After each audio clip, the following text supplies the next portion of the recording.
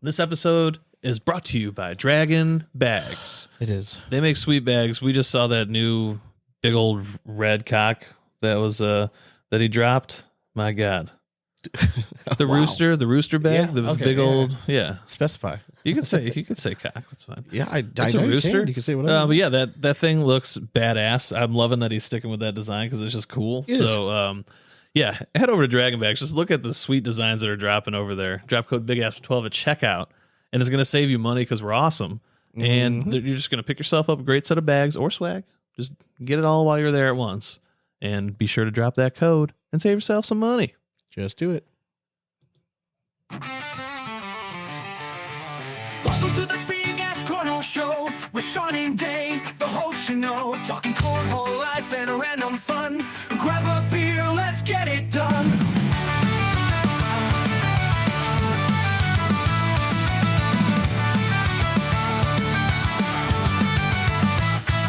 From tossing bags to let's wild ride, tune in and join the party, don't you hide. It's the Big Ass Cornhole podcast time with Sean and Dane. It's always prime. With Sean is prime.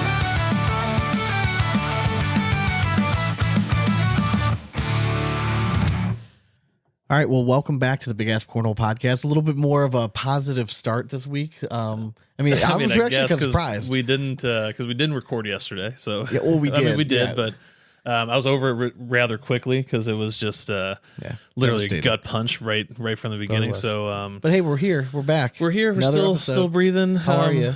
You know, just another disappointed Cleveland fan. It's just the You way all of right? life. You all right? You know, why do I live in this city? It hurts every time. Oh. But I'm doing okay. Besides that, though, good? Yeah, everything's doing all right. How about yourself? Good. Yeah, Yeah, busy episode. aren't they always? They always. All right. Before we get into all, Dane let the folks know what we're sipping on tonight in our favorite segment called What You Drinking? What you drinking? Ooh, you betcha. Oh, I had to go grab myself a You Betcha from Sonder Brewing. Mm-hmm. There's the can there for y'all.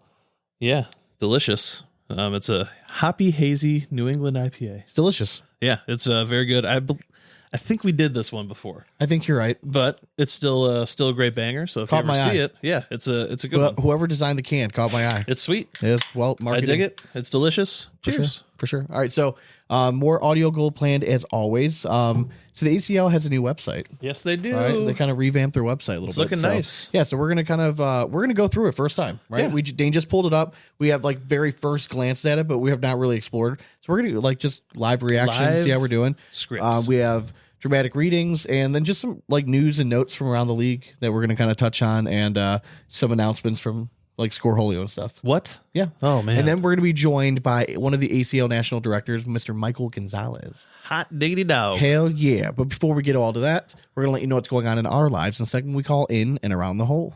Are you too good for your home? Answer me! So happy Mother's Day Yes. to all like 12 ladies that listen to the show. We love you. And yeah, happy Mother's Day. Yeah, and for all the guys listening, you better have treated the ladies in your life well. Correct.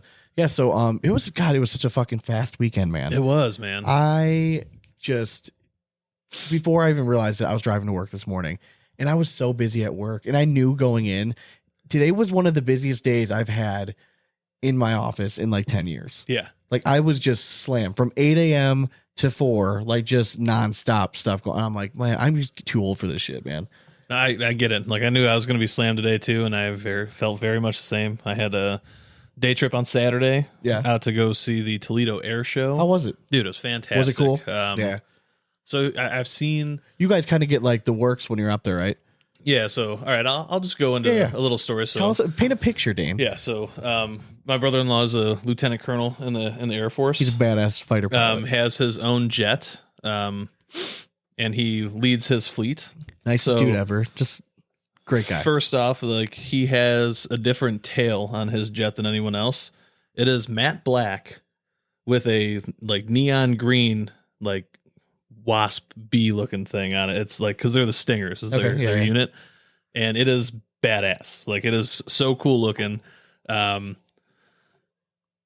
We get a call when we're driving in, and it's one of my brother-in-laws name's Tony. He's like, one of his guys is like, hey, this one entrance is closed to the airport. So like you can't go this way. You got to go a different way. There's 3 entrances, and they closed down 2 of them and didn't bother to tell the Air Force that they were closing them down, even though they had to coordinate the entire air show. Oh shit. So long story short, after driving around for a minute and like trying to figure out which way to go, we saw the line to get in and it was backed up like 3 hours. Oh shit. There were people legit late in the Air Force getting to this thing because the traffic was so bad. My brother-in-law pulled some strings. We just went to the base, which is connected. They use the same airstrip, and we got to drive in this badass truck right down the middle of the runway while the air show was just starting. So like there was like planes doing flips over us and stuff. We're just driving right down the middle of the runway. Literally get out in front of like the main grandstand, right in front of everybody. They're all like, "Who the hell is this?" And then Tony just walks over and like, were you at least wearing something big ass?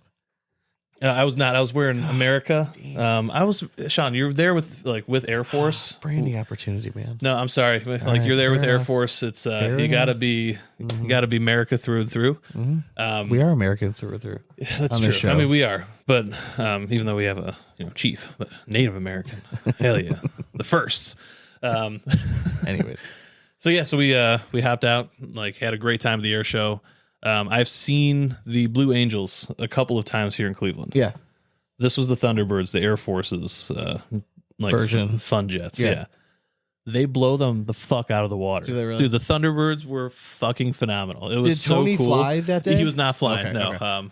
He is doing an exhibition in the Cleveland one for his jet. They didn't have any of their jets flying there just because they had him grounded and everyone got to walk up to him and like check him out. So it was very cool. Toledo did a nice job sans the parking situation, but still one of my favorite nights is when we went out drinking after he did the flyover at the Guardians game, and him and his buddy were in full flight suits. Yeah, dude, we didn't pay for a drink. Not night. a single one. Yeah, and it was so nice. Want to talk about a panty dropper? Good Lord! I've been out there with him in his flight suit, and it's just like his wife will be standing right next to him. Yeah, the girls just do not give a shit. Yeah, for sure. So that was Saturday or was that Friday? That was Saturday. Okay. Yeah. And then Sunday came home and met up with you guys. Had a nice little Sunday for Mother's Day with Mom. Grilled up some steaks and chicken. Made some pasta salad. Your baked brie was on point. Thank you. And then the dessert was chef's kiss as well. Thank you. Yeah. Tried. No complaints here. Saturday, Val worked. Yeah. So Saturday was kids sports day. Nice. So I had soccer practice in the morning. And we came back, and then my kid had to take both kids to a birthday party. Awesome, for 2 hours. Sweet. And then we get back from the birthday party. My wife gets home from work, and then I had softball practice with my daughter that I'm coaching for 2 hours. You're coaching softball and t-ball? Both, yeah. Oh, man. Yeah. Rough. Yeah, so correct. So I was looking at the game schedule came out. I'm like, oh, I'm never gonna golf again. I just ever pretty much. I mean, I saw Nora's softball schedule. That was pretty favorable. It actually was. There's a lot of weekday games, which is kind of nice. And T-ball kind of gets low priority anyways, so it's just I think we'll probably have them Saturday or Sunday afternoons. So it'll be either or, but won't be too afternoons are fine then. Then your mornings are wide open. Yeah, that's fair. It's very true. But I don't know about you, but after I golf, I want to go home and chill for a little bit. It is hard to tighten up the bootstraps. I mean, maybe I've done it. Maybe it's just a 9. I already put the 31st is that tournament. Yeah. I already put down that I will not be at that game. Nora's not going to be at the game either. So dude, it's all gonna work out. So I'm already praying for good weather. Yeah. But hopefully we might hit a simulator tomorrow. Well, I know you are for sure. Yeah, I'm going to go up and I mean, if you're going to be up there, I have no reason not to go up there. Yeah, I told Andy, I'm like, dude, we can just go up for a while. I don't know. Cavs are on. I don't give a shit. Just go up there and watch the game. Yeah. And if they're losing again, I want to hit something. I'll just be golfing. Yeah, swinging angrily. That's fine. And then Sunday we woke up. My kids wanted to make my wife breakfast in bed, so we did all that stuff. What was the menu? So we did French toast, eggs, bacon, fruit. So what did you cook? Everything. Oh, okay. Yeah, everything pretty much. And then we went to the zoo. Zoo's always a classic time, you know what I mean? And it's just a long day, man. It is, dude. And it's Cleveland Zoo is phenomenal. Yeah. But it is a hike. It's spread out. Yeah. You get your steps in, for sure. You certainly do. You get your elevation changes in, and you get your flights like of it stairs because in, it's too. like it's not enough to do there to kill like a whole day. Yeah. So like we got there right when it opened at 10. It's a good 4 hours though. Yeah, and we were leaving by 1. We were home by 1:30. I'm like, I can do that. Mhm. I can do that. And like my kids did everything that they wanted to do. They played on the playground for 30 minutes, and me and my wife just like kind of sat there chilling. We're like, hey, this is fine. Like, Have you go guys play. pulled the trick yet of no more stroller? No, we like having the stroller. No, see, the key is you deal with them out of the stroller for that time, and then they are so dead tired Oh yeah, my kids. Yeah, that they can't function after the rest of the day. I get that, but It is a pain Yeah. when they don't have it. I do understand because they're going to want to be carried or something. It's like, nope, these legs. That's what they do. They keep New York walking. New York here is making a comeback It's here. yeah. It's I took mean, the I'd love to see it. And if we're gonna lose, All right, Boston can we just too. talk for a half second about the Cavs before we get to anything else? It's so depressing. So we're down 3-1. I'm not saying it's over because like I just can't. Like you know I mean, what I mean? Like, we've won Like, this won is 3 literally games our in a row. worst 4-game stretch of the season Correct. right now. So First of all, we need to figure out, is Mitchell healthy?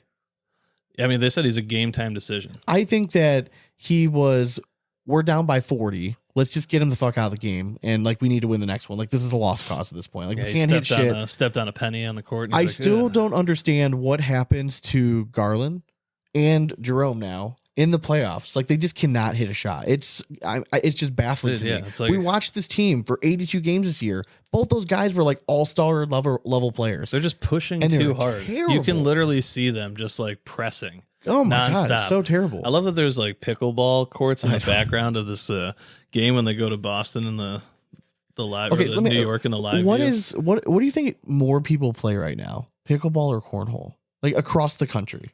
Ooh, that's tough. Like, do you think it's I think about it'd be even about right even now? right That's now. what I think Yeah. so too, right? Yeah. Okay. Pickleball, I think it's just louder. I think people are more passionate. Well, I think it's Um, out. It's out. Like you see people doing. it. Yeah, and like you're It's right. not 'cause like it's secluded in a small bar. gym. Yeah, correct. You know what I mean, I think it's completely 2 different demographics. Oh, 100%. Pickleball is like the fit crowd. Like, hey, I just got done for a morning hike. You want to go play pickleball? Yeah, I wanna or go I just got to tear my Yeah, I'm ACL, going to go like- do a protein shake.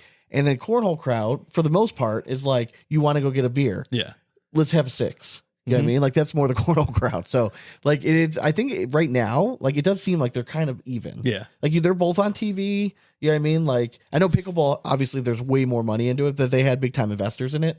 I think that's because the people that were investing it are also in shape. Yes. So they tend to be like on that side of things. Yeah, for sure. You know what I mean? We're hoping that like we attract some like offensive Like John linemen. Daly. or- Come on, man. yeah, yeah. Like, You know what I mean? Like we need to. Yeah, I don't think he has exactly. that kind of money. No, but like I like the partnership with like the NFL and stuff like that and trying to like bring people on. But again, it's just like it's not a spectator sport. It gets Yeah. tough with that. So It really is. But I mean, so yeah, in terms of like news that was like dropped, I think kind of like the biggest thing this past week was probably Scoreholio announcing that they were adding like a handicap system to their software. Yeah. Which to my knowledge was kind of the first of its kind. Like for sure. Yeah. there's been talk about doing handicap type tournaments.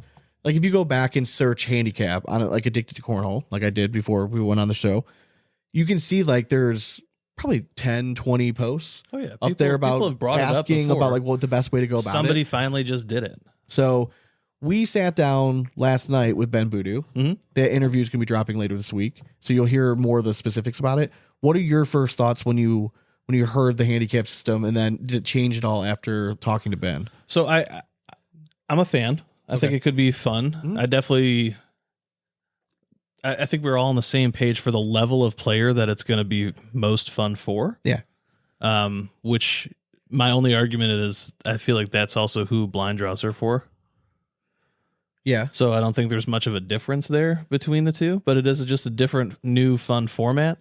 The only one that I was apprehensive on was like the round, like the in-round handicapping. the dynamic. Yeah, the dynamic one. Like I Handicapping? get that for somebody that maybe doesn't have a handicap to start. Correct. Like you can just let that rip for like 2 games. Yeah. But as far as like, Trying to keep track every round it would change. That'd be tough. yeah, that is very difficult. And like So- going into a round, you can approach it completely different if you know you're getting 2 points versus am I only getting 1? And like, when do you find out how many points? Like, is it before you even throw a bag? Like, I Yeah. don't think we ever got like clarification on that part. Yeah, I think it's before they throw a bag. I think it's like So once like you enter the score. you can start it at like you're getting 3 points, and then if you get 3 points, then it's down like 8. Now No, it's even Stevens. Yeah. So I don't like the dynamic as much personally. Yeah. Only because eventually it's going to level out like too much, and then it's too much in the favor of like the better player. And I didn't want to dismiss it just because it was like I was trying to like follow along with what he was saying when he was talking about it, and I'm like, in the moment though, I'm like, yeah, that just sounds like it's too convoluted. Like there's too much going on with it. Because then it's like, what if I have one shitty round? Then all of a sudden, the next round I'm going to get like 7 points. Yeah, like it's just like, well, of course, like it's just going to go back and forth probably. But I would say the differential, like the dynamic one, it's going to be important to avoid sandbagging. Yes, a little bit. All right, that's where it can come into play. But I would be interested to see how like a handicap tournament was and what it would be perceived. I think competitive and intermediate, that's going to be very popular. Upper tier guys are not going to be wanting to give up points. No, they're not. So the pros, I don't think they're going to like it as much. Yeah. But again, like if you're just going to a blind draw and you want to practice, like I guess why not? Like challenge yourself a little bit. For sure. Yeah, that's the one thing, like it does kind of equalize the average Joe against the pro. But if you were to go on a cornhole forum and listen and just hear the common complaints, no, it's a minority, a very small minority of people that are just going to these events to try to get better. Yeah. Apparently everyone's just going there to try to win money. 100%. Or is that the case, or is that just the loud group? Or are they just a loud minority? I mean, I think it's both, because I think that's why we're seeing the dispersion of cornhole. Everyone's trying to find the place that they can dominate. Again, like I have not yet gone to an event where I expect to win anything. No, ever. If it's $20 to buy into a blind draw, I just know that I'm just gonna lose $20 probably. If I happen to win, awesome. But like I just know I'm just donating that to a higher cause. Yeah, I mean it's maybe that's your problem. Maybe you got to go in there expecting to bring home the big bucks, Sean. All right, let's take a look at these this new website here. Okay, all right, so first thoughts. First thing I noticed. Can we go to the main page? You're so bougie. Yes, I want to see what it looks like. Oh, all right. Well, I mean, it's got our boy right in the front. Gotta actually, love boys. Kings, yeah, exactly. We got two big ass guys right on the front. We got Dave Sutton and Chris Kingsbury just chilling on the front page. Gotta love it. A little hard to read some of the font on the first page. Can we go full screen just to see if it does stretch it?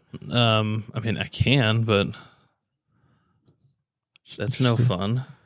Interested to see if it shows it all. Yeah, it does look like it changed a little bit, but some of the font's still difficult to read. But yeah, it's clean. Yeah, I like it. It is. It's easy to navigate. And then the first thing I noticed, like when you go into like the ACL Pro tab, teams is like right there. It is. right in the beginning. The first thing, yeah. And then you got ACL Pro stats and standings, and then the path to pro. All right, so let's go to teams first. Is it updated?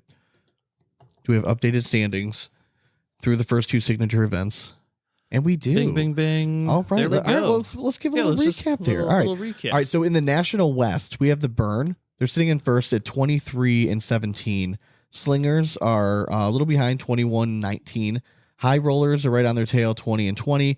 And Timber, 19-21. So this whole division. It's pretty close. Pretty close. I mean, Timber's only 4 games back from the Burn in first place. Burn has historically done well. Like the first 2 years, they've always been a very sneaky team. So it's been I mean, obviously Slingers have been the champions before, but Burn have every year been a pretty consistent performer. The National Central, we have the Bully Baggers in first place. They're a team out of Texas, 21-14. The Maze, 18-12. They're kind of a completely revamped team. They are. We really liked what they did in the draft process. It seems like it's off to a better start this year. The Colonels are sitting in third place. They're 14-21. Again, little surprising with their because youth. They went with the youth, and I thought that because those guys might they just always are going to perform. It just seems like they're always performing at their best, and like they don't need rest. Like they can have just the let it hangover rip. effect sometimes. You know what I mean? They're sitting in third place, 14-21, and then you have the Chicagoland Spinners, the Mark Richards built team, sitting at 7-28. They're 14 games back. Is it too early to call it like they're done? They're right? done. I mean, it They're seems done. like. Yeah. I mean, you got to go on an epic run. You almost got to go like undefeated, it seems like, to make it go. Because Texas team, every single year we've said is stacked. Yes, they're They're always just good. loaded. And then the Mays, we've loved what they did in the offseason. I mean, it seems like they're going to be primed and ready to move on. So, all right. In the American North, we have the Pennsylvania Ringers, unfortunately, in first place in 19-11. We have the Woodchucks right on their tail. Pun intended. 20-15. They're 1.5 games back. Then we have the Aviators sitting at 14-16. They're 5 games back. Hey, get your shit together. All and right? the Marauders, who did not draft like a single person, just traded for their team. They hand selected their team. They did. Of Marauders, and they're sitting at 19-21. Jeremy Shermerhorn, if you're listening to this, man, come on, man. Come on, man. Fire up troops. Is this a spelling error though? Is it Marauder? Is it just Durares? Yeah. I don't know. I think it's Is right. it Spanish? And in American Marauderes. South, we have the Cornhole Coasters at 28-7. You have the Virginia Cutters at 21-14. They have been kind of the doormat the first 2 seasons. This year they came out. We really like their draft. Yeah. They came out. They knew what they kind of wanted, what direction they wanted to go to. It's translating well to the board. They're sitting in second place. They are 7 games back. Coasters are looking like probably the team to beat right now, or early on in the season.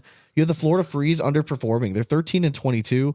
And then you have the Georgia Sliders. They're kind of been like their MO every season. They're 13-22. They show up. They do. They're there. They show up. So far, I got to say, I like it. Now, if we click on, can you click on any of the teams? Does it have rosters or anything like that on this page? Anything like that? Just has Tells divisions. There's okay, the rosters we got the right active there. rosters. Okay. You scroll down. I like it. Very nice. Then they have the live stream schedule all down below. That's terrific. And look at this. Well done. Man. Well done. It's all in one convenient place. All we're doing is scrolling down. All right. Listen, we give a lot of criticism. Yes. This is very well done. This is Nice. exactly what we've been looking for. You have all the information right there. And honestly, if you want to go and check out the stats, I'm assuming that'll probably come eventually, but you can still use like that player, like the player fan app, like the Fan Zone app, to go and kind of look up their stats a little bit for that kind of stuff. It might even be under like the pro season, because that's oftentimes. Let's see under the this, the full overview. No, I think this is just like okay, yeah. I gotcha. Explaining everything. All right. Let's go to the pro page. Okay. I can do that, Sean, because Pro it's stats easy. and standings. Bingo. And across from that, in like the little drop down menu, they kind of have like all the steps to like how do you become a pro, which is obviously I'm assuming kind of there. All right. So if you had to guess before looking at this, would you be surprised at who led in 4-bagger percentage? No. Right. I mean, it's kind of, isn't it every year? We do need to give a shout out though to They do have teams. Our boy, Dave Sutton, leading the league in teams PPR right now at a staggering 10.8. Dude, just he's ahead by 7.7 or like, point. Yeah, I mean, just MVP level performances out of this guy, Dave Sutton. Just a myth, just a legend. All right, let's see who else is. All right, so PPR. Let's see.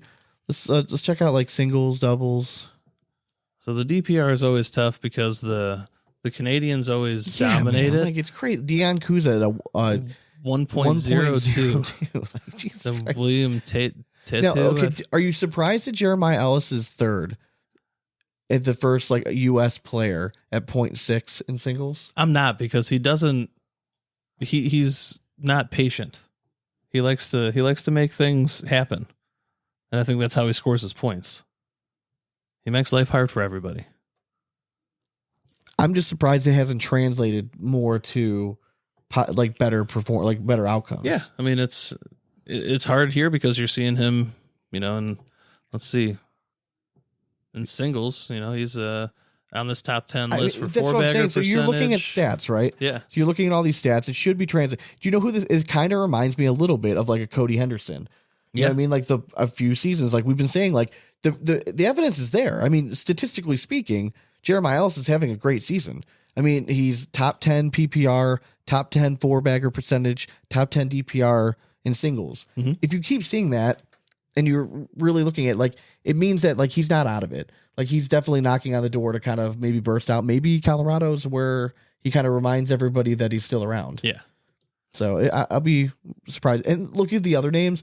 I mean, PPR wise, Zach Aiken surprises me a little bit at 10.38. Like just being a rookie, being up there that high.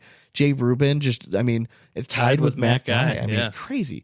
Gary Bearpaw, I think we said that before the season started. We almost guaranteed that he'd be a top 10 PPR guy. He's sitting at tied for fourth at 10.33. Then you have Jeremiah Ellis sitting at fifth. Jacob Trzynski, Jamie Graham, Jackson Gore. And then how about Colin Hodett, who is the roll king at a 10.17. So again, I'm seeing this, right? I'm seeing his name at 10.17. That just means to me, he just needs it's just due. He's going to break through. I agree 100%. Like so it's a great sign.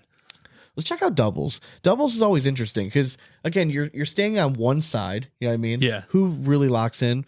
No surprise. Matt Guy still leading 4-bagger percentage. We have Jeremiah Ellis throwing a 10.47.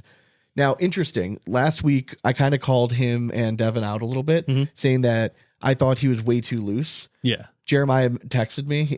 He apparently listened to the episode. He's like, and he verified that. He's like, you're 100% right. He's like, I started the game off way too loose. We dug ourselves a hole, and just like, and then they played really well. You know what I mean? So I think we're going to see a different mindset out of it. What we need to do is we need to trick Devin and not let him know it's a broadcast. Yeah. Just like blindfold him. Just tell him like this is not actually going on ESPN. It's just going to be on Facebook. Yeah. And then he's going to be dominant. I agree. Like, 100%. So is there a way we can do this? Like, can we all rally together? Maybe there's like, I don't know, like site. You go to doubles for DPR? Oh, I mean, it's kind of the same thing. Yeah, pretty much. Yeah. Okay. Cool. Yeah. So so far, I really like the website. They have all the stats very easily. Yeah, but that's not correct. That's not updated yet. I don't think the current drop rankings. Actually, right here. See. Can we go current? No. Okay. So all right, so they don't have the stats updated yet. Let's see. Yeah, not yet. Okay, so but the stats, like the top 10 list from above, is accurate. Though. Yes, because that's not from last year. Because we have Zach Aiken on there. I'm trying to think if there's anyone else that I've seen like brand new name. Well, I mean Jay Schaefer, Rubin, Ford, yeah, correct. Yeah, Cole Brewer. So going into this next SIG, or we can't call it SIG, signature number 3 official. Is there anyone particular like to me looking at this? Depending on the odds, I would maybe look at putting money on Jeremiah. Like, it just seems like the numbers are there. Just seems like he's knocking on the door. I do hope that these are updated numbers. I'm a little surprised that we didn't get a Mark Richards sighting on broadcast last time with it being to 21. He lost in the finals of his bracket. I would be very surprised if we went back-to-back nationals without seeing him there. He's just that good. Tony Smith, another one. He's just been playing really, really well. Are we going to see Alex Rawls again? Like at one time, this guy, all he did was make broadcasts. I feel like he's due. You think? Like there's certain guys. There's certain guys that we're used to seeing that just haven't really done anything yet. Now, again, it's only through 2 events. I get it, but like Trey Birchfield, Adam Hissner, Alex Rawls. Like we're. I mean, some of these names are like you just don't hear anything about them right now. It's so hard to be there like at the end for every single one, but I fully expect them all to make a splash at some point this season. Because you got to ride the waves. Remember, this is only number 3. Do you think that there's 3 more? Is there more pressure now on Ellis and Harbaugh to win now that Graham and Trzynski already won? Yes and no, because again, there's still 4 more. Yeah, there's one this weekend and 3 after that. So I mean, I don't think the pressure is like super mounting. But yes, I mean, if they want to win Team of the Year, they have to win 2. I feel like. Well, yeah, and again, there were certain like team pairings, right, that everyone was putting up on a pedestal, us included, early on in the season. Obviously, Jamie and Jacob were one of them. Jeremiah and Devin were one. Gavin and Sammy were another. You know what I mean? Like, so there were certain teams that we saw that like new teams were like, who can finally compete with Richards and Smith? Because that's what everyone's trying to build up against. So I don't know. I think that there is like, it's not panic mode yet, but you gotta find a way to win, and I feel like they missed an opportunity last time. They really did, yeah. It was right there. We got robbed of a match that we all wanted to see. Yeah, and this is nothing against Matt, right, and Cody, like nothing at all. Like I really like you guys a lot, but like I really wanted to see the Ellis Harbaugh Graham Trzynski match. Yeah, like we all wanted to see fan, it. Yeah, it's just like little like Clash of the Titans. Well, again, it's like a top 5 like power ranking matchup. Like this is what we look. I mean, that's like what we want. We don't get that opportunity very much. Like on their biggest stage, they have 4 of the best players in the world For sure. all playing there. And we just didn't get that right now. And like that's what the ACL just like keeps missing on these broadcasts. And I thought the broadcasts were solid last time. It was well done. But it's just like we're just missing that one fucking opportunity just to get those 2 guys going. For sure. Jeremiah's good for a broadcast. You know what I mean? Like he is. Now he had to learn he's got to shut up. Now if you're going to talk, you got to back it up. And I think he learned that. And he's gonna. And again, you lose, and you sometimes you learn something from loss. Let your game do the talking, and then your mouth can follow sometimes. Correct. You know? Correct. Chirp after you. And listen, that's fine. Run your mouth after you got the lead. Exactly. That's nothing wrong with that. Nothing wrong with that at all. All right. Yeah. So I think the website looks fantastic. It's clean. I really do like a lot. I'm going to be interested to hear about the new like the software stuff that they're coming out. That's supposed to be seamless and everything. So like that's going to be the big thing that I think everyone's kind of waiting for right now. Yeah. Like that was kind of the biggest announcement from like when Trey was on last time is that they're putting a whole bunch of money into kind of like revamping the whole software and stuff. And it's no longer going to just kind of be a patch fix work. If the website is evidence of things progressing, it's a good step forward. I mean, it's a big upgrade. I think it's much cleaner. It's much easier to find things on the website. You have everything you need on one page. So yeah, so far so good. I like it. I agree. I concur. Hell yeah. I got at least one dramatic reading here. Can we get one in? We never read our little selection here. Oh yeah, Dane was given an article. We Cornhole made it into the Costco Weekly. It did, yeah. It said it's Cornhole 101. Everything you need to know about the popular lawn game. Yeah, and it has a few quotes Chris from Powell, ACO founder Frank Greer. Yeah, right? And I just Frank Gears. I just thought it was funny though. Like I'm reading through it in the comments about how like Cornhole's become like, you know, this national presence of being on ESPN and CBS, and then they have comments from Frank. It's like he didn't even have the league that is on TV on there, but still, very true. Cool article though. Like I was happy to see it in something, even though it's Costco magazine. They had to shamelessly plug their boards in here. It literally says, Costco connection. Find cornhole sets such as Backyard Hero official size cornhole set above item 1819408. Of course. So if any of it's you a guys Costco need catalog. Yep. So if you guys need a set of boards. I'm going to save one of the dramatic readings for when our guest is on here. Okay. In a world where bean bags have brought men to their knees, social media serves as sanctuary for keyboard warriors. Time for the dramatic readings.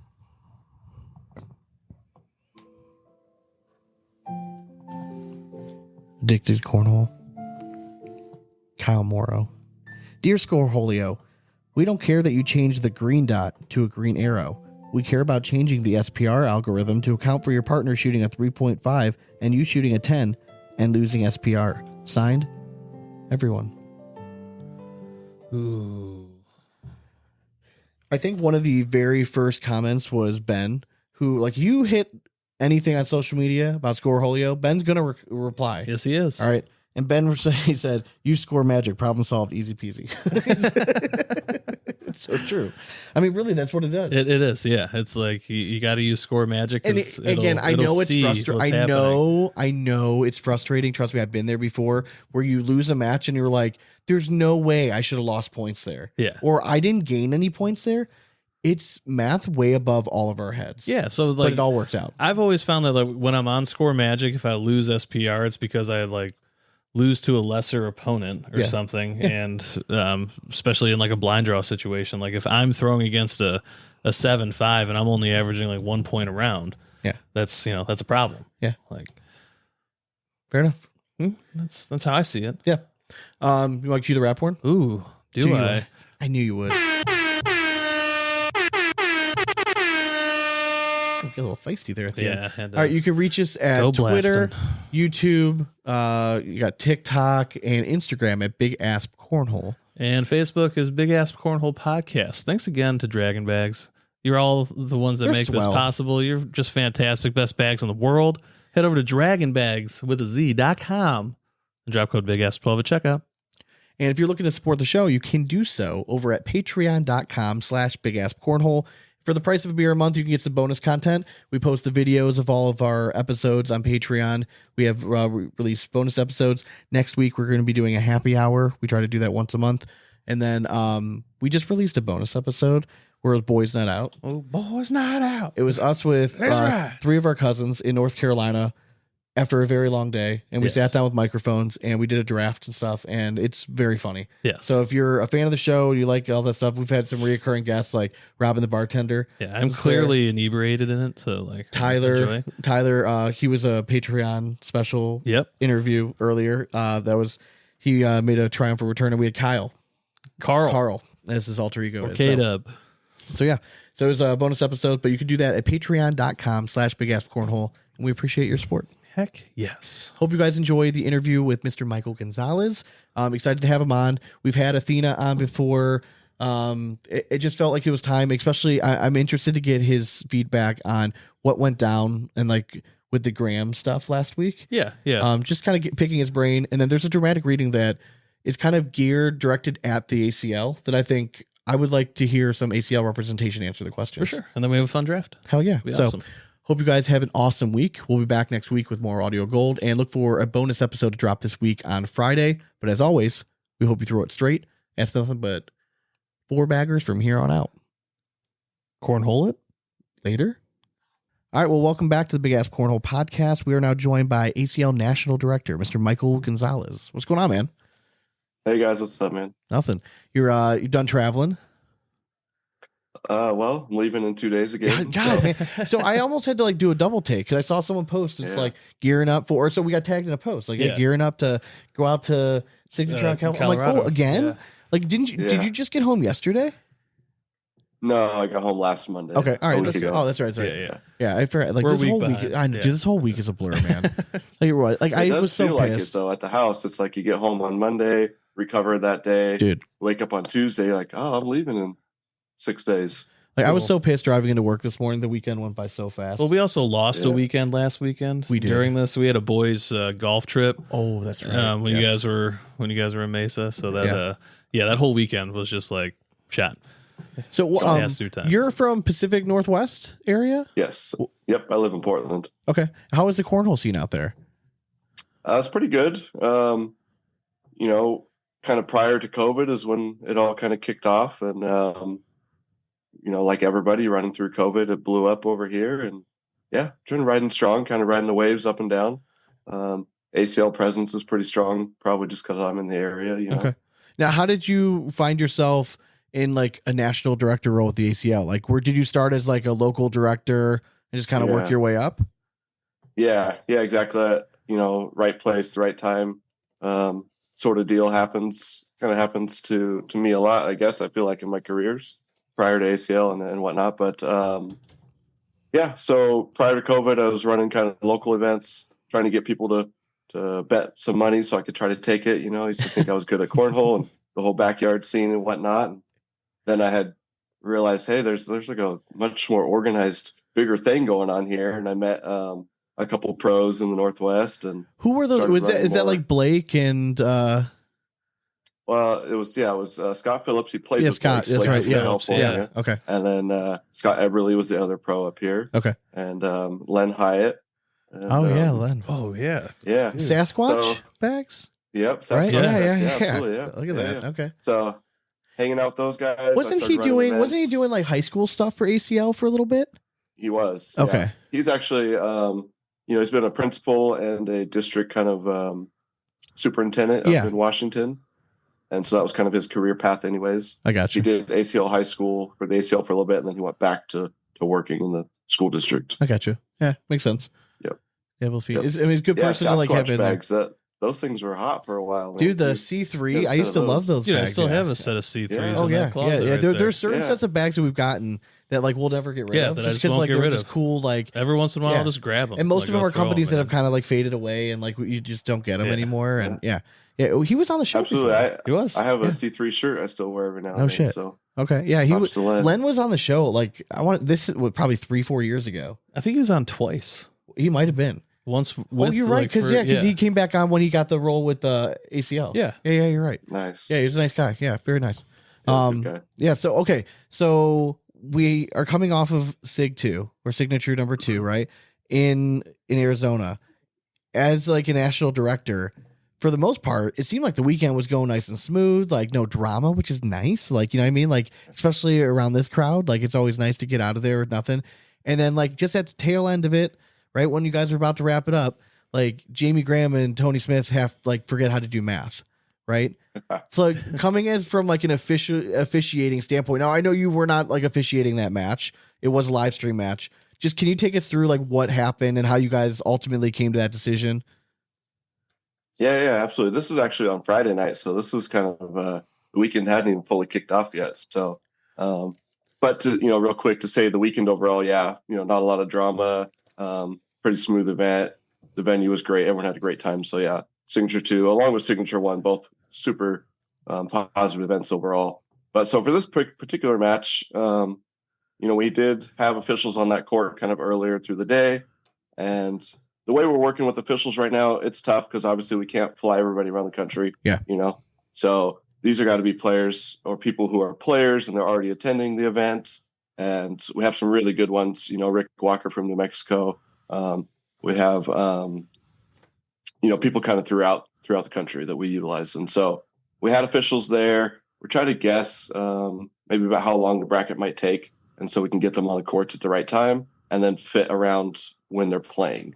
And so for this particular situation, of course, Rick had been there for a couple hours prior to that match and was then off the court. And so, I was kind of roaming. I was officiating on the broadcast, which was a celebrity event for fun. And then I heard there was some commotion over there on court 1.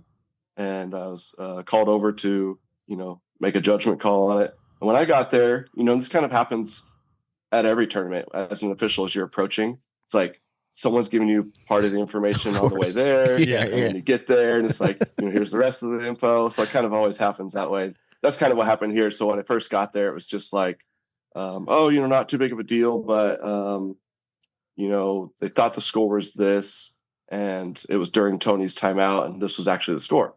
I'm like, okay, cool. It's not too bad, And then it was like, oh, but then Tony touched the bags. I'm like, oh, well, nobody said that, that came out of left field, So it's just a matter of like stepping back, rewinding the scenario. And for me, what it came down to is, Tony called a timeout. And, after I watched this on replay, you can kind of see that obviously everybody's confused on the score, right? Yeah. Tony kind of puts his finger in the air like he's got one, he's looking around, and kind of everyone's like, oh, what's the score? Jamie just blown some bags off the back. And Tony walked down there, and then, they kind of agreed that Tony had scored a point and, went over to the tablet. And then I guess that's when someone in the crowd was like, hey, this was the score. It was actually 6-4. And that's kind of when I had got there. And so just through walking it back, I felt there was kind of two ways to look at it. Number one is, in cornhole, when someone has one bag left, sometimes they can forfeit the bag. Both players can agree, hey, the round's over. I don't have to throw it. And so one thing is, did they both agree that the round was over? Now, it doesn't necessarily mean you agreed on the score being incorrect, but did you just simply agree the round was over? And if they can't say yes to that, then the next thing that happened is that Tony touched the bags during his timeout. And so either of those scenarios, the score was still 6-4 for Jamie. That was what happened on the boards, whether that round was over at that moment or Tony touched the bags. Either way, it was a 6-4. Now, can you clarify one thing for me? Was it that, so you guys came to the decision it was 6-4. It was not that Jamie was supposed to get 3 points and he just graciously only accepted 2 because is that? No. So that's funny because I did see that on Facebook. I saw Jamie had put that in some comments. And so, again, it's like a miscommunication when there's 3 of us there. And so what I told Jamie and Tony is we can go to the touch bag rule. And we hadn't even got into the math of that before. It was just clear it was 6-4. So I don't know if Jamie in his head was thinking, if Tony touched a bag, that bag, for sure. I don't know what he thought there, but ultimately, no. And, I see a lot of, or had seen a lot of comments and people were saying, hey, if Jamie agreed the game was over, I mean, the game's over, right? That's just, I'm thinking to myself, well, if you're in your backyard or if you're in a bar and you want to own up to like your word and your word is worth something, I get it. That's totally fine. Yeah. But if you're like playing a professional sport and there's some confusion around the score, like you're not just going to quit a game and lose because you were confused. And so, I saw a lot of people saying, "Oh, Jamie quit," and obviously, ask Jamie. He's not quitting that game in that moment, right? No, and here's my to me the most damning part of it when you watch the replay, watch back like the whole event, is when Tony calls the timeout and he walks back and he gives the one. Like that's when Jamie's like, okay, so like Tony like gave wrong information. That's the only reason Jamie said the game was over. Is because if Jamie would have been like, oh no, like. You know what I mean? Like, you have 2 points. You would have been like, fuck it. You're going to throw this last bag in anyways. I forfeit. Like, that's ridiculous. I feel like it's such a lazy take to take that. Yeah. It's such like people just like jump to judgment and everything like, oh, everything's rigged. It's not rigged. It's just like Jamie was given wrong information. So based on that information, Jamie thought the game was over. Because Tony had 20 points. Trust Tony, right? I mean, yeah, 100%. Of course you trust Tony. And it was just a simple math there. Obviously Tony wasn't doing it maliciously to try to sneak a point in there. Of course not. Yeah, I mean, if anyone, like Jamie's gonna find that out. You know what I mean? Like if anyone's gonna go back and demand somebody watch a replay, like if anything, it's just Tony's played so much cornhole that he walked down there and he just saw something that wasn't there and he just turned around and I've done that before. Yeah, I look at a board for like 10 seconds. Like, what am I like? What is the score? I've done that. And I get it. Every weeknight, people are like, "Oh wait, what's the score? What was the bags?" It's 100%. Like, cornhole. But when it's a professional sport and it's at a professional level, it's like, for example, you guys are watching the basketball game right now, right? Like, what if Boston Celtics called a timeout right now and they're like, New York, we actually scored 2 back there. New York's like, well. Did you? Yeah, I know, right? And then like, yeah, we did. We win. It's crazy. I know, 100%. No, I completely agree. It's I think it's now, if anything, it's just a learning curve for everybody. It's just hey, just pay attention. Don't touch bags if you're not 100% sure of what the score is. Take the time. Don't rush through it. There was no reason they needed to rush. Like they could have made sure, counted the bags. On the broadcast, you could see Tony's bag sitting there with the Pro Sniper Elite facing up. So when I saw it right away, I'm like, okay, why is he putting up one? I mean, it's 6'4". Like right away, I saw him. His bag's off the back. Yeah, and I think the unfortunate part is that Tony touched the bags. That's what kind of was correct. the end of it. Because had he not touched the bags, there's a scenario there where that's just his timeout. 100%. And he gets to go back and actually throw that last bag. Yeah. So unfortunate. And obviously Jamie doesn't want to lose that way. Jamie doesn't want to win that way. And same with Tony, right? And, but the game wasn't over, though. You know what I mean? It's not like that decision ended the game. They both had the opportunity to go and then continue to play on. So, you know what I mean? Yep. Like, whereas the other situation is Jamie gets fucked because, you know what I mean? Like, Tony was bad at math that one round. Yep. You know what I mean? So, and we can't be out like just convince each other of scores, right? If I just say, hey, the double 4-bagger. Yeah, correct. And there's no again, it's professional corner. There's no it's a redo, right? We'll just replay the round. Like, fuck that. Like, I got 2 points out of this, man. Like, I'm taking that. So yeah, and I did actually see some comments about that too. It's like, oh, things should be reset, and I understand that mindset, but there's nowhere in the rule book that allows for that. And so obviously we're following the rule book, and there's no scenario where we're putting bags back where they used to be and trying to agree on that. That just doesn't happen. Does this prove like the need for more officials like during professional matches? Yeah, absolutely. I kind of alluded to a little bit of the toughness we've got through last season. We started building the program. This year, we're kind of been on a little bit cruise control. Haven't built it a lot more, but utilizing the good officials we have. But yeah, absolutely. As an official, when I'm looking at the game, I'm having to really watch the players. And so when the bag throws, like I don't get to follow that bag because I really need to see, did they foot foul? They usually don't foot foul till they throw in the bag, right? And so, yeah, it would be great, right? If we had like me watching for violations over here, an official watching the score over here, absolutely. But I mean, we had 100 courts there, Oh, for sure. Yeah. And I get it.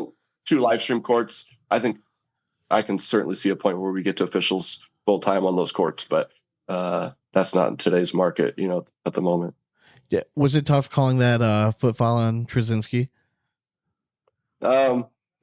If you asked me last year, it was a little tougher last year because there was some kind of gray area for sure. with the way the rules went. This year, no, I'm excited. Like if I see it, I'm calling it. Yeah. And if that's one thing that I learned last year's there was like a Frank Modlin situation last year where I was officiating, and the way Frank would barely lift his foot off the ground, yes, it was illegal in the rule book. Yeah. But I got in this mindset where I was like, did it really affect the game? And I started getting like a little bit like wishy-washy, which isn't good, obviously, you know. And so I learned quickly, like, yeah, make the call you see. Yeah. And so now, when I saw that one on Trzynski, he wasn't too happy about it. It was but I do give him a lot of credit Yeah. because, for sure, I wouldn't have called it. And, you know, he has black shoes and it's a red blind, so it's like, bang, you know, easy to see. That's why Matt Guy wears. That all makes sense now. Yeah. All right. Next level. But to credit to Trzynski is, you know, he didn't let that affect him and they won that game, which was cool to see. For sure. Hell yeah. All right. Overcoming adversity. Good stuff. What if people are interested in becoming a director? Like, what steps do they need to take right now, like, to do that? Yeah, so there's an old post on our website, and we need to refresh it that kind of announce the program. And there is a Google form that you fill out, say, "Hey, I'm interested." Okay. And then from there, I send you the quiz. It's a 26 question quiz, all right out of the rule book. Some of it's a little tricky on purpose, and then then we just connect. And if I can meet up with you at an event in Ohio or an event wherever, do some on the job training, so to speak, and get to a point where you feel comfortable doing it in front of pros. You know, that's one thing that's hard to do. Yeah. You know, I think a lot of people are like, oh yeah, I want to be an official. This is really cool. Get out there, and it's like, okay, you got Jeremiah Ellis, and you got Jordan Power, and you're going to call a foot foul on one of those guys? Are you kidding me? Correct. You know? It's true. But the reality is, those guys want the foot foul called, and I mean, you got to give them a whistle. I'm telling you, everyone has no fear when you have a whistle in your mouth. You foot foul, you just blow it. All right, they will do that. That's true. You see more people, like umpires get a lot of shit. You guys don't get a whistle. No whistle. Yeah, but NBA refs, you just keep blowing that whistle if people are yelling at you. Can't hear you. That's true. This is more annoying. Yeah, I mean, some people have said I need like something to throw at the player. For sure. 100%. Yeah, I think you need like a billy stick or something. Just I mean, I love the. I think there should be an homage to dodgeball with a little yellow piece of rope. Yeah. You know, he just runs out in the field blowing the whistle. That would be Yeah, but ultimately, you know, when officials are there and they're on site, we do pay them. So, I mean, if people are out there and they're at these events, I mean, you can make a little bit of money, you know, which has been good. If you do like a 4-hour officiating set, you know, you get $125. And if you do 8 hours in 2 days, $250. So, you know, it could help cover some hotel costs or whatnot. But ultimately, it's not a career path right now for I get that. Yeah. You know? But again, if you're passionate about the game, you want to help it grow, like this is an avenue you can take. Yeah, especially if you're going to be at the events anyways. Yeah, like, I mean, it's definitely a way to help. And you might get some TV time. Most officials is not a career path at the professional level. I'll just let you know. There's few and far between. MLB umpires are one of the few. Yeah. Right. That's very true. Yeah, I mean, NFL officials, I mean, most of them work other jobs out of season. So I know when Trey was on a few weeks ago, he said that the ACL is kind of switching gears. And one of the big things you guys are focusing on is like the grassroots level. So being a former like local dude, right, trying to grow like his own leagues and stuff, do you have any advice to like directors and like how they can try to grow like the lower level stuff? Yeah, absolutely. I think about it all the time because I'm working with Athena closely, and this is like topics we talk about this all the time. But for me, like number one is just transparency. So if you're a new director and you've got new people coming into your club and you want them to stick around, you just have to be transparent. Whether that has to do with payouts or whether it has to do with the format you're playing or, you know, what the venue, you know, requests of the team. Like it's just in general, just, you know, if the more transparent you are, the more people will respect you, I feel like. And that's kind of a number one golden rule in cornhole. As soon as someone finds out that there's some wishy-washy with money or wishy-washy with this blind draw, like they're not coming back. You know, they're gone. Yeah. And so transparency is huge. Absolutely. How do you guys combat like this idea? And me and Dane were talking about this before we started recording. It seems like if you go on like a cornhole forum, it tends to be kind of like negative, right? Where it seems like most people, the biggest complaint about the lower level players in ACL events is like payouts and stuff like that. Like, how do you guys combat that? Like, are they just the loud minority of people, or is that the majority of intermediate and competitive players right now? Yeah, I think that's a great question. It's a little bit of both. I feel like mostly it's just the loud group, but I don't want to take away from like anyone that actually feels that way, because Hey, I people get do that, feel that yeah. way, and I know that. But like, for example, this year, right, we switched competitive and intermediate at opens, tier 2 and tier 3 for prizing only. Yeah. And if you got on online, you would see how terrible that is from hundreds of people. But if you're at the director's table at the events, man, you see the look on some of these people's face when they win tier 3 at an open, and we're telling them, hey, you're getting a $500 set of boards. They are stoked. They are excited. And those boards ship generally within 2 days. So if you win on a Saturday, you're going to have those boards shipped tracking number by Wednesday. So overall, like the pricing, and that's why I say like it's tough to know with the internet, because in person it's been positive, really positive at the events. Athena and I talk about this, like positivity around pricing has been really cool. And I kind of look to like, I wonder like when cornhole started, whose bright idea was it to pay all these people money? Like, Right. Dude, that doesn't happen in any amateur sport. we've Like, said this 1,000 times, but like when we first joined our league, like it was like $50 or something like that. Like we played with Dave Weiser in his Cleveland Cornhole League. And I remember we won our division the first year we ever played. And the last day he handed us a check or like an envelope of cash. Yeah. And I'm like, what's this for? And he's like, you guys won. I'm like, we win money for this? Like I just was pumped that we I was handed us a happy that, like, trophy. you have Are you serious? $2 Miller Lights. I'm the winner every week. Like, what are you talking about? You let me, like, I get to get out away from like my wife and kids for like a night. Like they know I should pay you every week for this kind of thing. I mean, it makes me wonder, like, could you almost start a club up from the ground up right now if you have an affordable league? Like, I mean, right now I think like our local league, I think it's $100 a team. Is it? Okay. Yeah.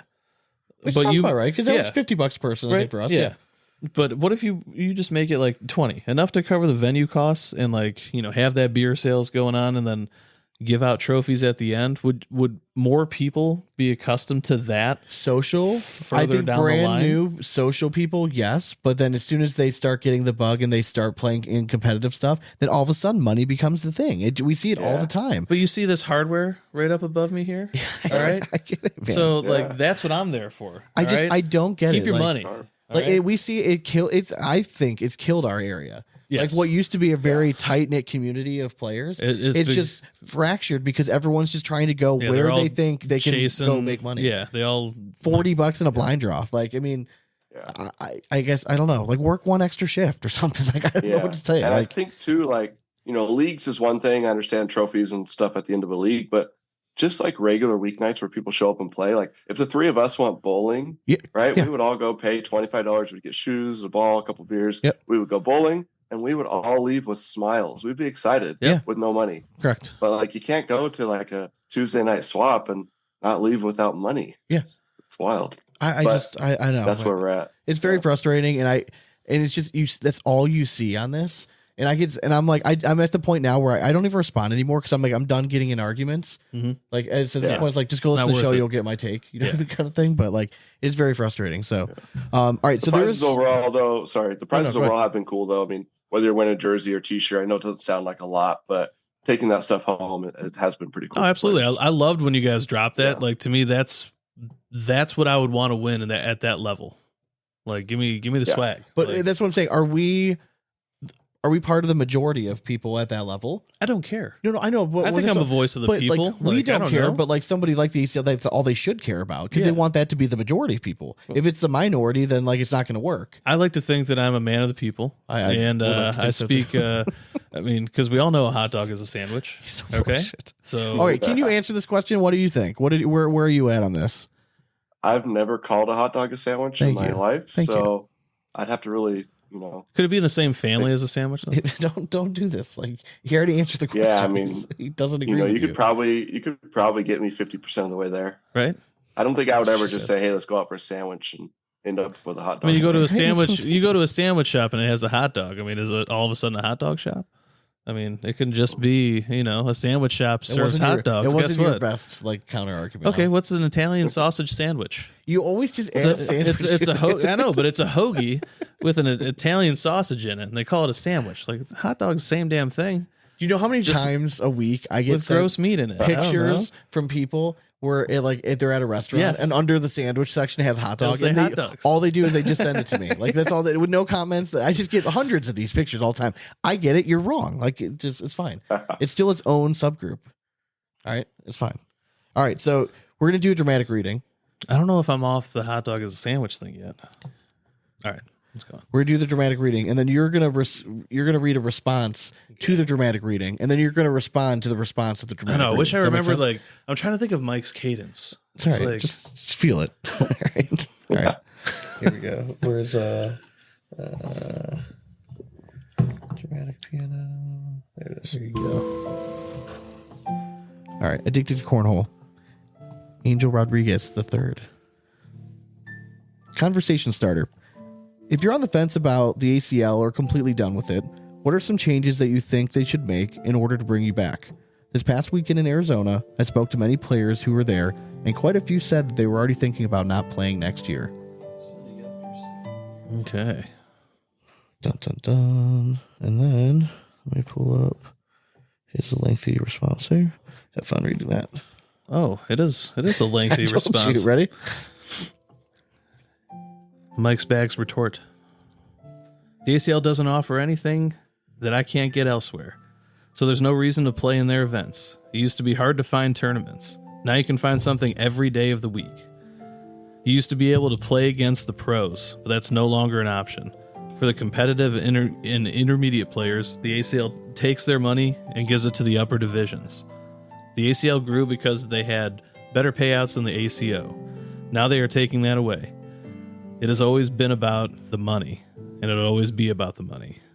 If they are not going to pay out the money, then they need to make the experience worth the entry fee. Right now, it's not. The wallet makes it a pain to register. The ACL software is awful compared to Scoreholio. It's even harder to watch their streams. I feel like the ACL only cares about the pro and elite players and the quote-unquote celebrities. The ACL keeps taking from the amateur players and are not giving anything back. All right. So Man. lot to respond to there. That was dramatic. Okay. All right. Do you want to go first? Sure. All right, Yeah, go I mean, there's a lot to Here, unpack there. your response. I think we hear, the ACL's a money grab kind of all the time. And I don't know if Trey talked about this on your podcast last time. I didn't get all the way through it yet. But, at that last event there in Mesa, we paid out 116% of entry fees that came in. So, there's some sort of disconnect there on whether people think, the ACL is keeping that money or paying it out. Like I alluded to earlier, I know that, some of that intermediate competitive money, sure, it goes up. And that's just kind of, in my opinion, how competitive and professional sports work. But in general, like being a part of the ACL is really, from the local level all the way to international, it's just about being a part of something bigger, in my opinion. And when we see things in Canada growing and in Europe growing, Australia has an open this weekend, which is already sold out for singles, right? And so not just feeling like you're giving your money to like the ACL, but it's actually going towards like growing like a worldwide sport, which to me is actually pretty cool and pretty important. The ACL, of course, is a company, right? And they got to make money like all companies do. Yeah, for sure. If you're paying a company a monthly fee to use their software, like that money goes to that company, right? And if you're paying your local director $20 a week to play with them, like most of that money sticks right there with that local director. So when it comes to the opens themselves, we're actually paying out a much larger amount than I think people anticipate. But what we're doing is utilizing that event itself to help grow the sport. Mm-hmm. So I feel like, being a part of something real big. I think I didn't like how he started off. The ACL doesn't offer anything that I can't get elsewhere. Like right away, like you guys are the only ones that are growing the game. Like in the larger aspect, you're the only product on like national television. So like that's one. I mean, like that's not, you can't just like overlook that. So that is one thing. Unless you're talking about like an Amazon commercial, or like if we're talking about like an actual game, like we see stuff. I can't argue with the software stuff, but we did just have Trey on a few weeks ago, and he did address that. You guys recognize that, and for the first time, like ACL is like putting in a significant like financial investment into improving like the software. Before we had you on, we went on the new website. We kind of gave like a quick glance. We hadn't been on it yet. Just kind of like a live tutorial. Like we thought it was very well done. Like it's much cleaner. It's easier to navigate. So Yeah, like step in the right direction kind of stuff. Things to come for the app, then yeah, sign me up. Like it looks good. I guess I'm just stuck in this realm of the intermediate and competitive players thinking like that just because I'm there, like that pool of money should stay like with us. Like if you and your like bunch of shitty friends want to go play a fucking tournament, then go put something on yourself. But if you're going to go to an event that someone else is putting on, you don't get to say like what percentage is the payout. You get to you're there because you want to play and you want to participate in the sport. Like afterwards, like you want to get that competitive fix. Like ultimately, like I guess I'm just tired of like hearing that. Like and the whole like facing the pros thing. I feel like that's kind of an oxymoron with what his argument is with like keeping the money back. It's like, or you want to go face the pros and then not even have a chance at winning. So like, I just don't like that. I feel like it is kind of contradictory when people like bring up those 2 points together. So it's like, can't have your cake and eat it too. I still feel like the pros are very accessible at a tournament, no matter what, which is what makes cornhole unique. I mean, it's like I don't want to face pros. Do I go to an MLB game and be like, hey, Jose Ramirez, I'm going to strike you out. Get your bitch ass over here. No, like that's not happening. Yeah, correct. So like this is, to me, like we're trying to reach this level where pros should be kind of this separate class of, that's what I need to, that's what I want to become someday. But I'm, 35, balding and, chubby. It's not going to happen. So like, I guess the other part you kind of mentioned was that the ACL's put like a greater emphasis on like pro players and like celebrities and stuff. You need to do something to put like the game on the map. Yeah. If it wasn't for that, like there would be a large percentage of people that found this game in the first place. I would argue that wouldn't know about it unless they kind of saw it on like that larger broadcast. So establishing yourself first as like the main premier pro league, like is something like that. And that takes time. Again, we're still in the infancy stages. Yeah. We did an interview with like a guy that's been involved with cornhole a long time. His name is like Ryan LaBelle. Yeah. An ACO guy. We were talking about today, like even though like that started in 2005, so even then it's only 20 years. Like this game's really been going on the competitive level. That's nothing in the grand scheme of things in major sports. Our problem is we keep comparing ourselves to like other major leagues that have been around for 100 years. We need to compare ourselves to like other smaller comparable type thing. Even people like to compare us to bowling all the time. Bowling's got like a 50-year head start on us. Like, what the fuck are we? Probably like, more than that. I mean, bowling PBA has been. That's why people are like, around. And like we can go to a handicap tournament. It's $1,000. Yeah, but what's the fucking entry fee, you ass clown? Like, I bet it's not $20. You guys are probably paying $150 to go there. You know what I mean? Exactly. So like, if you want to do math, like we can do math. Like, trust me, we can do that. But like, if people just like throwing out, it just. Yeah, I saw. I heard something really cool recently, kind of on that topic. About ass clowns. About the infancy. Oh, okay. Infancy of cornhole, but someone that came on board to work for the ACL a little over a year ago. Her name's Alicia. She came over from MLB. Yeah. So she's been in Major League Sports for a while. And one thing that she said that they have at the MLB headquarters, which I thought was so cool. I don't remember the exact year, but it was maybe like in the 20s. There was a newspaper clipping that said Major League Baseball's dying. It's dead.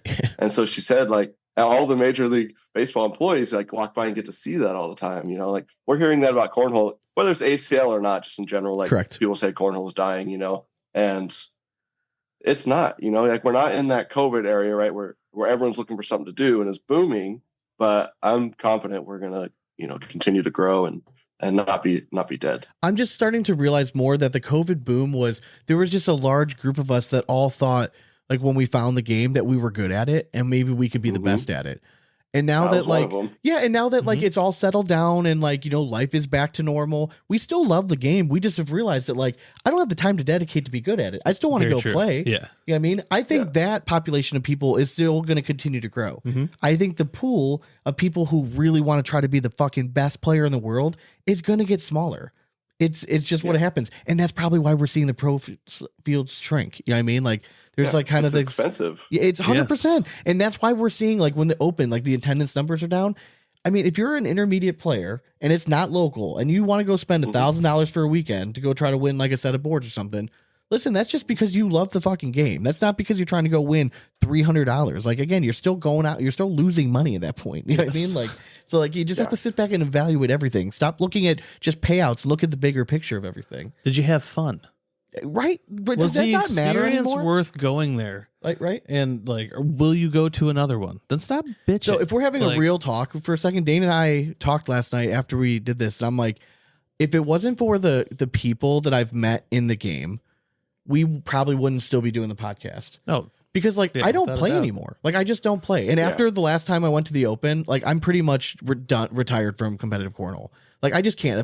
If I'm forced to play in the advanced division, I don't belong there. The advanced division is so far past what it used to be. When I first joined and at an 8 PPR, I could hang for at least a little bit. Now I'm getting smoked in like 4 fucking rounds, and it's like I'm just yeah, done. it's like I threw a bag And I'm 6 too months ago. I'm too competitive that like I don't like getting my ass kicked, so that I'm just like I'm not having fun. So I'd rather just go there and like see the people that I like, Yeah. that I've developed friendships with over these last 6 years. But I think that's what people need to kind of get back to. Why do you like going in the first place? It wasn't because you won $20 once in a blind draw. I guarantee you that's not. And if that's why you're still chasing, then again, we've said it before, reevaluate your life. For sure. But Yeah, that's exactly me. Like what you just described was me, right? Like I used to throw like an 8.5, and I was winning brackets. Like I was playing in the Yeah. Oregon State Championship, getting top 5, throwing like low 8s. But yeah, once the game kind of passed me, I also don't throw anymore because I never actually really played for fun. I played because I'm competitive. I want to win. yeah, And I can't do that now because I don't practice. Correct. But the one thing that I do love about it, and I'll never get over, is the people that I met through all these years. And that's why we're still doing it. It's absolutely the people, the community. And when new people come in as a local director, as a regional director, like you hear it all the time. They're like, this is amazing. Like all these people are getting along. yeah. You're like, yeah, the community is great. Correct. And I think it's just unfortunately the loudest ones are always or they just happen to be more critical. Yeah. But every once in a while you see like a really positive, like there was a guy that posted something really positive, and I should have done it as dramatic reading. I'm kicking myself for not taking a picture, but it's basically just giving kudos about like the last broadcast and how well it could be done, and just asking like very positive questions. I'm like, man, that would be so nice. Like every forum you go on, it's just so negative everywhere. And it's just, it makes me not want to like, it's annoying. Yeah. I mean, it's just negativity I mean, we have a bounce whole all over the place. Literally, dramatic readings fuel our show now. Like Yeah. it's just so much out there every week. Yeah. It's so easy. I mean, people just create. Everyone content. literally just tags us. They're like, Yeah. ooh, big ass, we're going to read Yeah. this one. Yeah, Like, yeah. yeah, we are. And then we're just going to be like, yep, same stuff they said last week. Shows change a little bit. Yeah, All right, like so we're gonna Dramatic transition. readings book. We're gonna transition to our favorite Okay. part of the draft. We still need to come up with a good soundbite for it. We haven't figured one out, but we're gonna be doing a draft. All right, we've been starting this for, I think it's like the month we've been on this now. About, yeah, a So little bit over. so I will say the guests do have a victory. They have a victory. They do. It's been pretty entertaining. I think it's pretty much even across the board so far with this draft. I think so. This one I'm very excited for. It's just off the wall enough. And I'm glad there's only 3 of us, because I think it's going to get a little bit specific. yeah. But as always, if there's ever any questions about whether something is not specific enough or whatever, the other 2 will decide whether it's included. And this week's draft is going to be hotel breakfast buffet items. Ooh. All right. I love that it's like oddly specific. And I also love that the 3 of us all know exactly what is offered at a Yes. hotel buffet breakfast. So Dane's just going to set this up and Yeah, I'm just setting this up real quick. Sorry. give a second. Let me get the table up. Let's go with Michael, what did you guys do for Mother's Day? Rain. We drove to the coast, where I Oh, live nice. here in Portland. We're about an hour, 45 minutes away from the Pacific Ocean. So as a family, we went there with my wife and Oh, the yeah. kids, and met her mom there and hung out for the day. And What Had some lunch and came what's back. the weather for you guys like this time of year?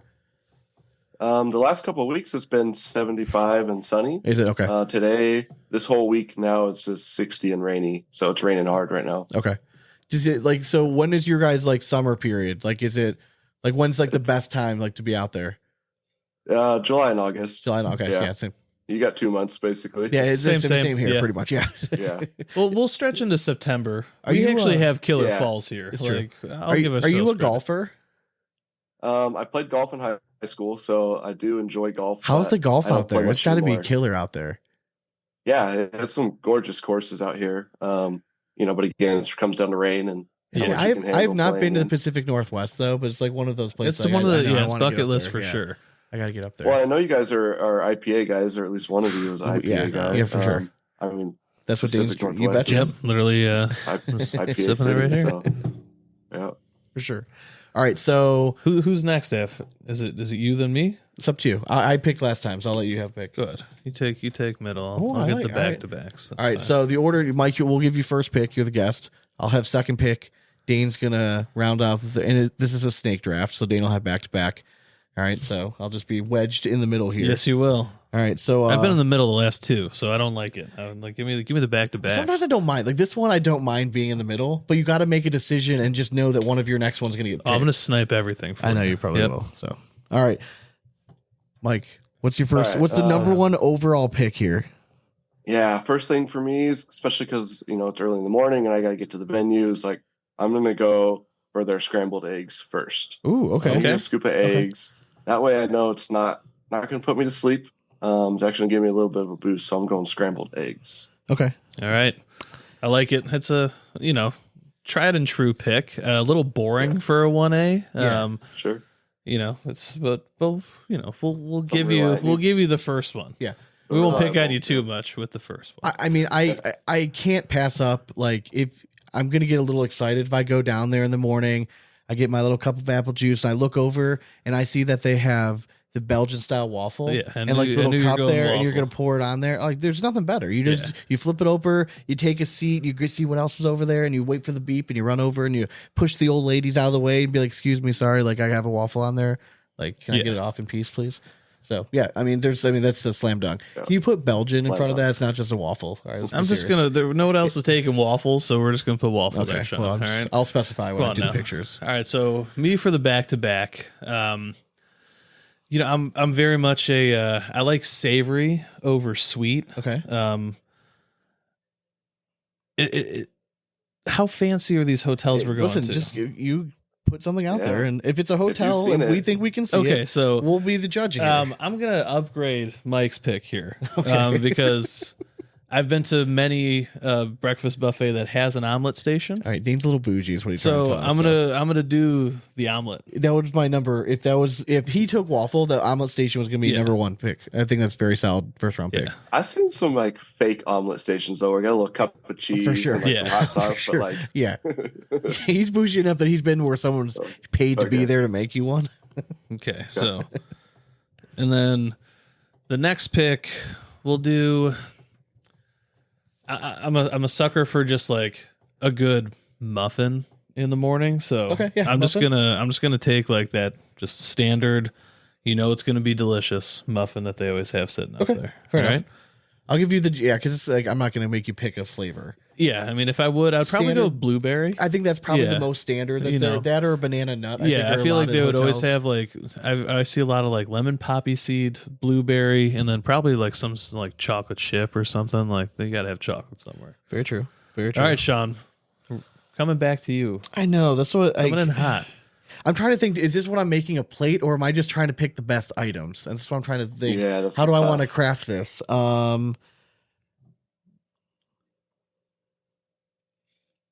All right. Yeah, I'm gonna go. I want. Damn, man, this is tough.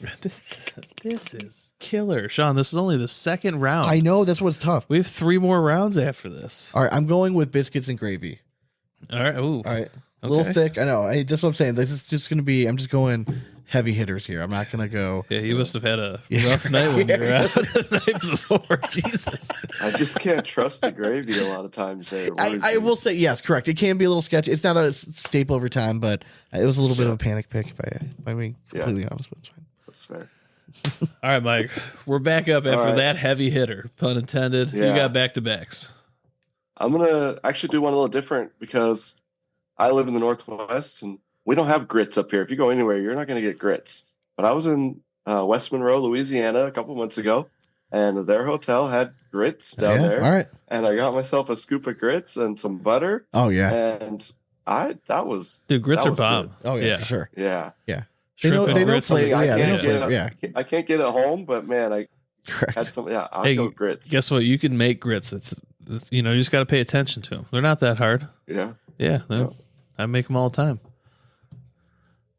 All All right, I like the grits pick because that's one that Yeah. I've actually been to a couple places that have them, and I always get a scoop, especially if they're like cheddar grits. Like, just sign me up, just slap those on. For sure. All right, you got another All pick right, here. Another one. Yep. Yeah. Then I'm gonna go to like the fresh fruit area, and I'm gonna That's grab like smart. the cantaloupe and the watermelon and Smart. just It's the healthy basic of scoop of you. fresh fruit. Yeah. I had to do it. The eggs and the fruit. I No, know. honestly, if it was coming Gotta stay back to me, I was going to throw it down there because you always feel obligated I when know. you're walking Yeah. around to just throw some on there to So, be like, okay. all right, I'm not a total fat ass. Look, there's Yeah, a blueberry. 100%. So here's my 100%. work around that. Yeah. Right. So I just go with the yogurt and granola. Yes. All right, Right, you so, doing the yeah, parfait? yeah, for sure. All right. Yeah. Yeah, I was looking at parfait too coming back, but sure. you sniped it. I That was needed your to pick. light That it was, up. That was a good one. That was Yeah. on my list. All right, so I have a question for you, gentlemen. So Sean went with he was very specific on his option of waffle. You want to see the turn one where you pour it in there Yeah, for sure. and Mhm. make it. I want to upgrade and do have you guys seen the waffle, like the auto waffle or pancake maker? I will give you pancake. I will not give you waffle though. Okay, so I Yeah, actually went auto to pancake. is Yes, the I've thing. seen that before. I was at a Moxie in Columbus, and they had a pancake art. So you can make Oh, like shit. a rainbow and like. So a you're thing. going with pancake art? I'm just gonna do the pancake machine because it was fun. I mean, Things that no one else can afford. Like this is gonna be Dane's list. No, Like, it's we're gonna go just- caviar next and just like Hey, I'm just gonna go pancake. All right, but fair like enough. I All right. just I thought that machine. If you guys were gonna, because it also did waffles, so I was just throwing it out there. So it's if I got to could be get like the it's got to be all-in-one like the machine, red. it was I dope. know. I did think the machine was kind of cool though. It was sweet, yeah. Yeah. Like it did it all in one. So I'm like, ooh, this Yeah. if I could get this one thing and people could experience it, For man, sure. hot damn. But Yeah, it wasn't I was going mad. pancake. All yes. right, All right, that's fair enough. we'll settle there. That's all the right? longest way to say pancake. I know. But- And then I've had some good ones. yeah. Some good pancakes. oh yeah, for sure. And then since not- all the fruit options were taken off the table, I'm gonna go with just you lift that delicious cloche and you just see all of that greasy ass bacon and sausage God under damn it. there. But I'm just gonna go with the bacon. 'cause Okay, I I'm a was just bacon saying- guy. all right, all right, so I fair can't enough. take both, but I'm just All gonna go with straight up Yep. just greasy ass bacon. Thank you. Because I'm gonna go with the sausage links. Are you going links? All right, they And gotta that be is links. yeah, because Gotta they be usually links. have both options. So If you go patties, it gets greasy. But the links, you can tell. I'm going after. I want the crispy ones. I want the ones Yeah. that look like they've like almost like they Mhm. were on too much. You know, like how your grandmother gets if she's on the sand. The Very under the true. sun too long. You know, what I very mean? true. Like leather. Yeah, I That's what I'm mean, looking for. I think you can't go wrong with the links. I will say the bacon though, sometimes it's see through, and you just kind of worry like It's quality questionable. of it. Yeah. But That's I mean savory's It's all depends right. on where you're staying. It's all right. All right. yes. It's very true. Yeah, great. Depending on what kind of neighborhood. You know what I'm saying? All right. I'm actually adding another round. Can we do drinks? I or think we got to beverages? have. Well, I we're think- going to close I it out agree. with a beverage I in the agree. final round. Yeah, I All agree. right. Okay. I agree. I think that's a good one. All right. So you got back to back here for food. You're closing out your food here. Okay. First one is like, you walk down and you see like the food options aren't that great, right? The bacon doesn't look good. So I'm gonna go with like the bowl of cereal. Or those Yes. busted Dude, meats or- Yeah, you I definitely know. sniped that. Yeah. Good pick. I Yeah. thought it was going to fall. And you're at like It's like- a nicer like Hilton or something because they already have like the Yeah. pre-packaged cereal that Yeah. you Yep. just throw one or two extra in your bag for later because you know it's Yep. going to be good if you have a few 100%. beers. Yeah, it's a Yeah. pro move. Yeah, And then so I get one more food. yeah. Yep. Damn it. All right. Last one is actually the one that I generally go for at every place is the oatmeal. So I think you Solid, can't do yep. oatmeal wrong. Sometimes it may be a little watered down or whatnot, but generally you don't do it wrong. And then with the oatmeal, of course, you get the toppings. So I'm gonna put some butter and brown sugar on there. And Are you a steel cut guy?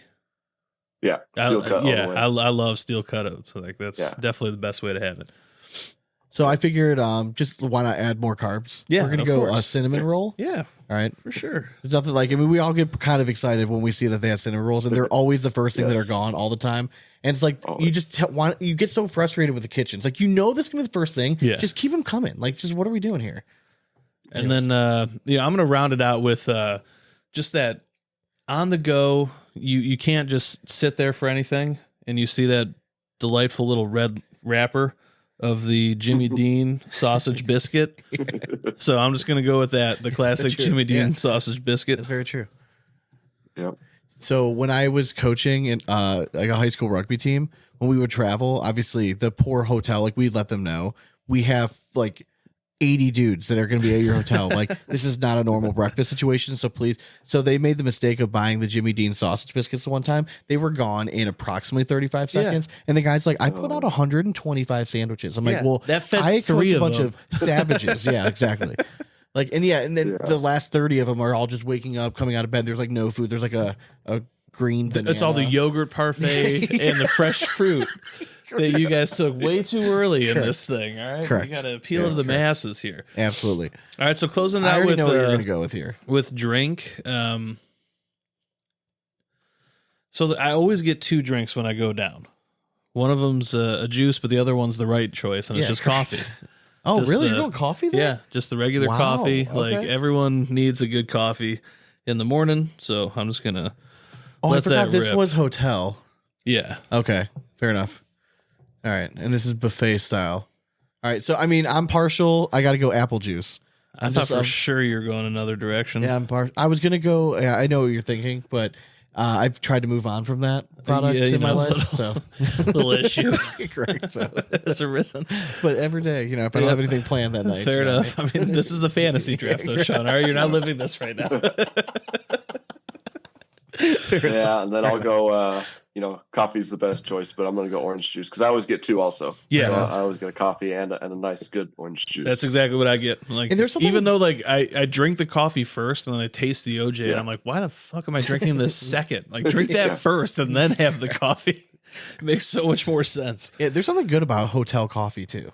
Yeah, it's never It good, hits- but goddamn, No, does it it just- slap? yeah, It's just correct. because you like need it. and you don't need have to it. make it. It's just there, and you Yeah. could just like pour it and Correct.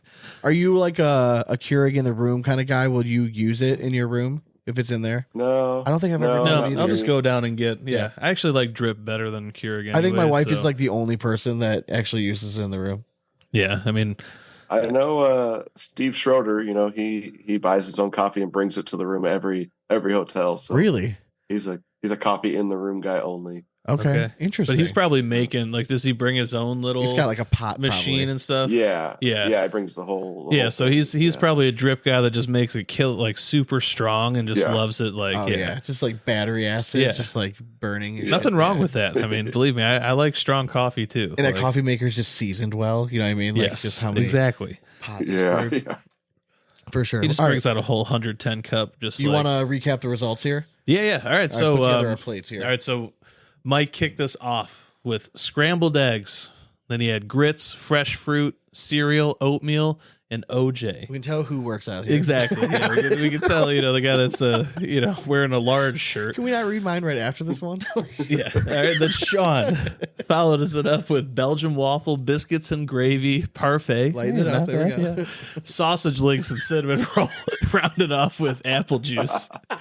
And then mine is an omelet, muffin, pancakes, bacon, Jimmy Dean's sausage biscuit, and then rounded it off with coffee. Nice. All right. I liked it. It was oddly specific, mine. I felt like I went real personal experience on it. So I'll be able to find a picture of that very easily. Though, so Yes. it's nice. Hell yeah. Michael, this was fun, man. Thank you for joining us. Yeah, absolutely. I And, appreciate you guys. For sure. And hope you guys have a good event in Colorado. And then you Heck guys yeah. are Colorado, then Texas, right? Like it's pretty close. Like almost back to back. Yeah, they're about back to back, and then we have a couple weeks off, and then head up to New York. So, Sweet. Hell yeah. And this is your full-time gig, right? yep. Did you Yep, think 5 so- years ago that you'd be doing full-time like cornhole stuff? Oh, absolutely not. No. I was just doing it for fun, and regional director, then state director, conference director, and I was at a point where I was like, I can't do this anymore because I'm not getting paid. Yeah, I yeah. have a job, and I've got What kids that are in were you sports, doing like- before the ACL? I worked for the FAA, so I was a quality inspector. Okay. And so I inspected airplane parts, and these were parts that came back in for repair, got repaired. I would inspect them and send them back out. I And got so, you. Cool. Yeah, that's a career. And, So that's sure I where could've stayed there you forever. retired. You retired, and then all of a sudden we started having all these fucking Oh, yeah. issues. Jesus Christ, man! Yeah. You're holding the country's Oh. infrastructure down. You know what I mean? Like- Yeah. it's more like how about there's just a but microscope that's- on it. If you get the opportunity to do something that you actually truly are passionate about, then you got to take it, Yeah. Airplane parts are cool, paid the bills, great. But I didn't love it. What do know? people Yeah. like when people ask you now? Like, what do you do for a living? Like what are some of like the best responses? Like do people look at you funny or like cornhole? Like the backyard game? Yeah, they don't believe it. Yeah, so I try to say like, run the largest tournaments around the country. Try to like spaz it up. Oh, for sure. Like, yeah. You got not to up a little bit. But really, like my day-to-day job here is like I'm just working with directors every day. Yeah. So I'm at home. I'm in my office like I am right now every morning at 6:30, and I'm here, hanging out with Athena and Todd and us virtually for 8 hours, and that's what I'm doing every day. And then in the evening, when directors need help, they're running the swap or they're running a blind draw, and they reach out and I connect with them and just make sure that directors are taken care of. And then on top of that is running the events. So yeah. I learned from Josh Keck. He's the GOAT, and anything Josh you can learn from. He Josh likes Keck to think will so. do you Yeah. well. He likes things. He'll be the first He would to be say. so happy. Falling in Reverse song came on the other day, and I actually recognized it. Yep. I'm like, oh, Keck would be so happy right now. He's crying right now. I know. He's like, just feel it. I can just feel it. So Yeah, a lot of the things I take to these large events are things that Josh told me early on. So yeah, I appreciate him for sure. Hell yeah. Well, yeah. Again, thank you very much for joining. We'll have you guys on again for sure. We'll have you the whole crew on. I think. For we'll have to sure. have Athena join again too. So that would be. Yeah. Yeah, you That'd can be keep her. fun. You can keep her in line this time. So, but yeah, hope you guys enjoyed the episode. We'll be back next week with more. I guess we're gonna have another episode dropping Friday, right? Yes. Yeah. Yep. So we'll have a bonus episode drop Friday. But I hope you guys all have an awesome week, Michael. And thank you again for joining us. If you're interested in becoming an official, go check it out on the new ACL website. And yeah, this was fun. Yeah, so you can tell Tony Smith that he counted wrong. Yeah, for sure. And make sure Yourself. you vote on the Facebook poll so we can keep determining the draft order. Yes. So I'll post it up this week, and it's going to be a good one. I think I took it down. Like, I think I got it. Man, like, I'm thinking, I don't know. I think Michael's got a very nice, like, plate. Like, I'm just like... But I'm thinking about our demographic. I think I nailed it. I'm like a fat kid got loose at like a Golden Yeah, Corral, exactly. You know You're what I mean? like you're on vacation without the wife. Yeah. Hitting that thing, There's something sure, for me though about that omelet and the pancake. I could syrup that whole thing. Yeah, that would be Oh, Right? Are you syrup on the eggs too? everything. I mix my plates get mixed, so there's Okay, no- see, I'm so not afraid of that either. You're a Dane- serial killer. Dane doesn't like if I anything could to have all touch. of my plates be the segmented like lunch plates, I would get that because I like to eat everything one at a time as I go through. Very true. Every Yeah, place no, has even its at, plate on your dinners at palate. home, if my wife makes like spaghetti and salad or whatever, like she gets a plate out, I go get a bowl, put some salad in the bowl, put the spaghetti on top, put some Oh my Parmesan on top. God, dude, Dane's living a we nightmare right now. could we could go on, dude. Yeah, I am just horrified about what I'm hearing. So if right you now. don't get invited to be on a guest right now, you know why. Dane's like, do not be like that. That's fair. For sure. But I do like IPA, so Hey, all right, Fair you're enough. winning to my heart now. Balances Yep, out. it balance out. Balance out. We just won't Yeah. go eating together. I will just there we go. we'll go out for beers. Liquid diet for sure. All right, folks. Fair enough. But we'll have you hang on just for a minute. We'll let the folks go at home. But as always, we hope you threw it straight. And it's nothing but four baggers from here on out. Cornhole it. Later.